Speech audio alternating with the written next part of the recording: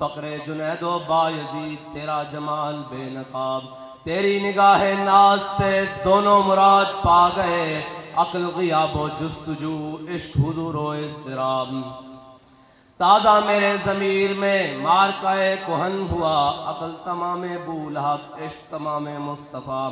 معزز سامعین محترم، ارباب علم و دانش، اسٹیج پر جلوہ گر، علماء کرام اور انجمن طلباء اسلام کے جملہ ذمہ داران،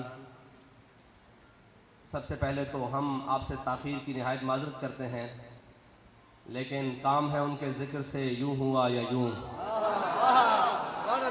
ہمارا یہاں آنے کا مقصد آپ کے سامنے کسی قسم کی کوئی ایسی باتیں یا ایسا مقصد نہیں ہے، ہمارا مقصد یہی ہے، اور جو ہمارے قائد ہمیں مشن دے کر گئے ہیں وہ یہی ہے کہ میرے ہاتھ میں تھا جب تک میرے مصطفیٰ کا دامن، میرے پاؤں چومتی تھی یہی گردش زمانہ۔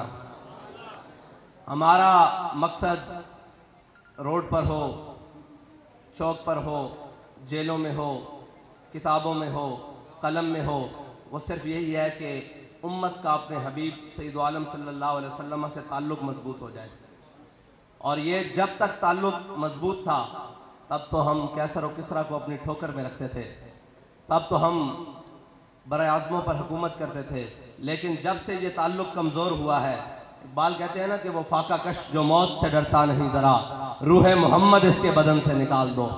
تو یہ تمام کفر اور اس کے سرغنہ وہ صرف ایک ہی محنت میں ہے کہ جناب ان کا تعلق اپنے آقا و مولا صلی اللہ علیہ وسلم سے کمزور کر دیا جائے۔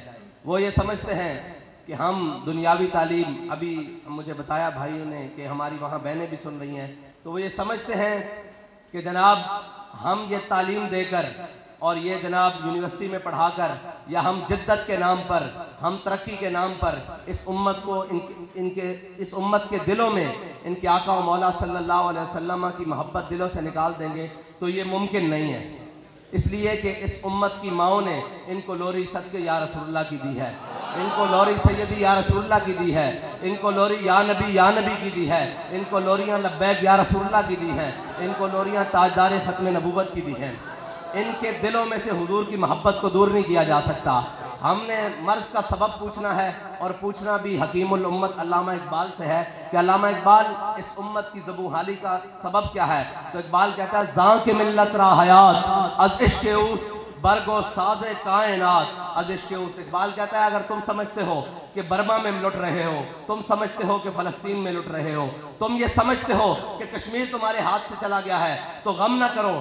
ہم نے کہا اقبال کیوں؟ اقبال کہتا ہے کہ نکل کر صحرا سے جس نے روما کی سلطنت کو الٹ دیا تھا، سنا ہے قدسیوں سے میں نے کہ وہ شیر پھر ہوشیار ہوگا۔ اقبال کہتا ہے جس نے صحرا سے نکل کر کیسر و کسریٰ کی سلطنت کو اپنے پاؤں کی ٹھوکر میں ڈال دیا تھا، سنا ہے قدسیوں سے، کہتا ہے میں نے فرشتوں کو آپس میں باتیں کرتے ہوئے سنا ہے کہ ابھی حضور سید عالم صلی اللہ علیہ وسلم کی امت اپنے حبیب سے، اپنے حبیب کی محبت کے دامن سے پیوستہ ہونے والی ہے، اور پھر وہی دوبارہ نشاط ثانیہ والا ماحول پیدا ہونے والا ہے۔ لیکن اس کے لیے ہمیں کرنا کیا ہے؟ اس کے لیے ہمیں کرنا یہ ہے کہ ہم نے اپنے آقا و مولا صلی اللہ علیہ وسلم کی محبت کو اپنے دلوں میں راسخ کرنا ہے اور پختہ کرنا ہے، اور اس انداز سے پختہ کرنا ہے۔ اقبال کہتا ہے تیری خاک میں ہے اگر شرر، تیری خاک میں ہے اگر شرر، تو خیال فقر و غنا نہ کر۔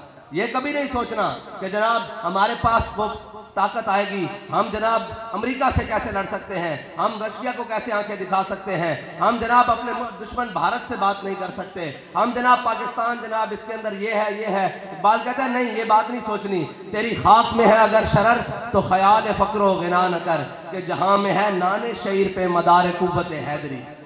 وہ علامہ اقبال نے اس واقعے کی طرف اشارہ کیا ہے کہ ایک شخص مسجد نبوی میں آیا، مولا کائنات سیدنا علی المرتضیٰ مسجد میں بیٹھے ہوئے ہیں، تو ایک شخص آگے کہنے لگا میں نے علی کو ملنا ہے، تو آپ نے فرمایا مجھے علی کہتے ہیں۔ اس نے کہا یہ کیسے ہو سکتا ہے کہ مسجد میں بیٹھا ہوا شخص ایک خشک ٹکڑے پانی کے ساتھ کھا رہا ہے، تو وہ علی تو نہیں ہو سکتا۔ وہ کہنے لگا میں نے اس علی سے ملنا ہے جس نے بائیں ہاتھ پہ خیبر اٹھایا ہے، میں نے اس علی سے ملنا ہے۔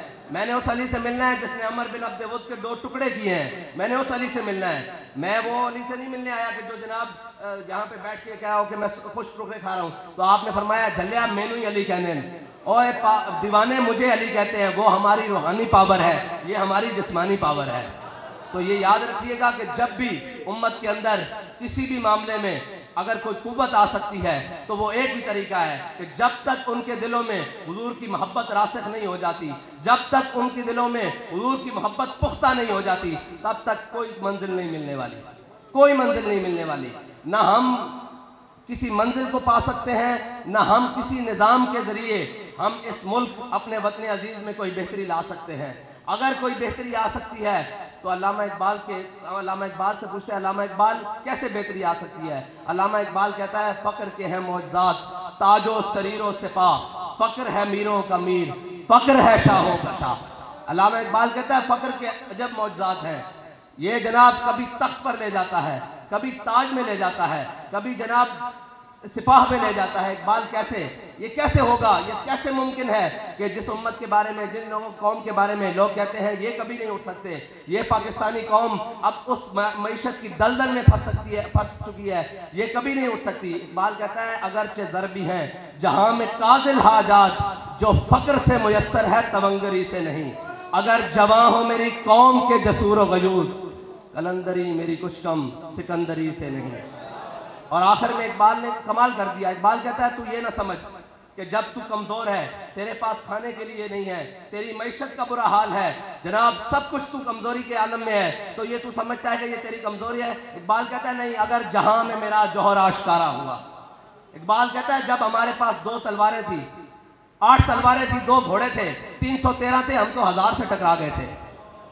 علامہ اقبال کہتا ہے کہ جناب کبھی یہ نہیں سوچنا کہ آپ کے پاس اسباب کم ہو تو آپ جیت جاؤ, یہ کبھی ممکن ہی نہیں ہے. مومن جب بے اسباب ہوا ہے اللہ تعالیٰ کی مدد اسی وقت آئی ہے.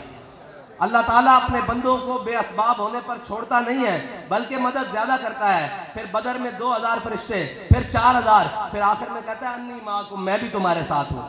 مسئلہ یہ ہے فضائے بدر پیدا کر, پہلے میدان لگانا پڑتا ہے, پہلے ان ساری چیزوں سے دامن چھڑانا پڑتا ہے جو ساری چیزیں ہمیں اللہ اور اس کے رسول کے در سے دور لے کر جا رہے ہیں. اور جب ہم ان سے دامن چھڑا کر اس رستے پر آ جائیں جو رستہ سیدھا شاخ طوبہ بربستائم, جو سیدھا رستہ مدینہ پاک کی طرف جاتا ہے, جو سیدھا رستہ اس نظام کی طرف جاتا ہے جس نظام میں عمر کو بھی پوچھا جا سکتا ہے جناب یہ کرتا کیسے بنا ہے, وہ نظام کی طرف جس نظام میں خاتون عمر کو کھڑے ہو کر کہہ سکتی ہے کہ عمر تم کون ہوتے ہو ہمارے حقمار مقرر کرنے والے. ہمارے حقمار کو اللہ تعالیٰ نے ہمیں سونے اور چاندی کے پہاڑ دیے ہیں, وہ عمر جو سورج کو ایسے دیکھے تو بے نور ہو جائے. سبسکرائب کریں اور بیل دبائیں تاکہ کوئی خبر رہ نہ جائے.